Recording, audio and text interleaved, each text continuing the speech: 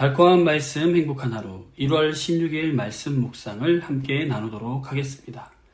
오늘 본문은 마태복음 4장 4절과 신명기 8장 3절 말씀입니다. 기록되었을 때 사람이 떡으로만 살 것이 아니요 하나님의 입으로부터 나오는 모든 말씀으로 살 것이라 하였느니라. 너를 낮추시며 너를 줄이게 하시며 또 너도 알지 못하며 내 조상들도 알지 못하던 만나를 내게 먹이신 것은 사람이 떡으로만 사는 것이 아니요 여호와의 입에서 나오는 모든 말씀으로 사는 줄을 내가 알게 하려 하심이니라. 아멘.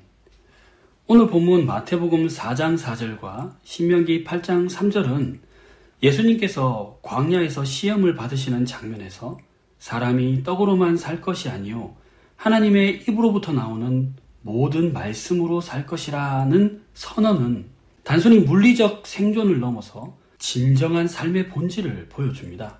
이 말씀은 신명기 8장 3절의 언급을 반영합니다. 광야에서 만나를 통해 하나님의 공급과 말씀의 중요성을 배운 이스라엘 백성의 경험을 상기시킵니다.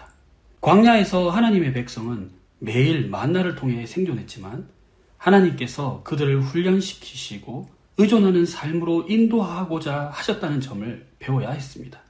우리는 오늘 이 말씀을 통해 우리의 삶의 중심을 어디에 두어야 하는지, 그리고 하나님의 뜻에 합당한 삶이 무엇인지를 묵상하고자 합니다. 먼저 마태복음 4장 4절을 보면요, 예수님은 광야에서 40일 동안 금식하신 후에 시험을 받으셨습니다. 사탄은 예수님께 돌을 떡으로 만들어 배고픔을 해결하라고 유혹했지만 예수님은 사람이 떡으로만 살 것이 아니요 하나님의 입으로 나오는 모든 말씀으로 살 것이라고 대답하셨습니다. 여기서 떡으로만 살 것이 아니다라는 말은 우리의 삶이 단순히 육체적 필요를 채우는 데 그치지 않고 하나님의 뜻에 합당한 삶으로 나아가야 한다는 것을 보여줍니다. 사탄이 이렇게 유혹한 것이죠. 하나님의 능력을 너의 필요를 채우는 데만 사용해봐. 예수님은 아니, 내 능력은 나의 필요를 채우기 위한 것이 아니라 하나님의 뜻을 이루기 위해 사용할 것이다 라고 대답한 것이죠. 인간은 당장의 필요를 충족하면 만족할 것처럼 생각하지만 예수님은 우리의 진정한 삶은 하나님의 뜻과 말씀에서 비롯된다는 것을 가르치셨습니다. 이는 우리의 우선순위를 물질이 아닌 하나님의 뜻에 맞추라는 도전입니다.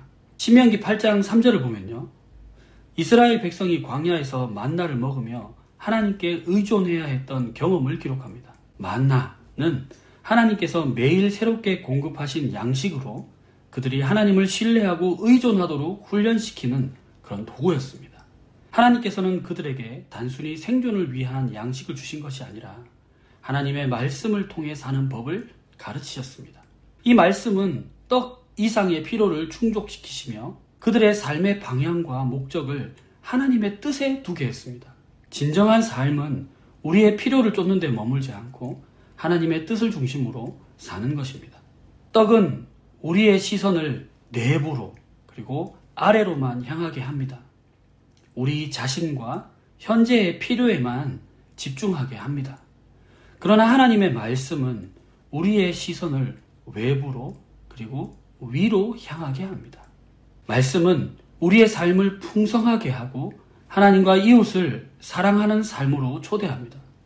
하나님의 말씀은 단순한 생존을 넘어서 하나님의 나라를 이루는 삶으로 나아가게 합니다. 사랑하는 강서 공동체 여러분, 하나님의 말씀에 우리의 삶을 맞추어 봅시다. 매일 하나님의 말씀을 읽고 묵상하며 그 말씀이 우리의 생각과 행동을 인도하도록 그렇게 하십시오. 하나님의 뜻을 중심으로 우리의 삶을 재정렬하시기 바랍니다. 우리의 삶이 단순히 당장의 필요를 채우는 데 그치지 않고 하나님의 뜻을 이루는 삶이 되도록 노력하십시다. 필요를 넘어 목적을 보기 위해서는 무엇이 필요할까요?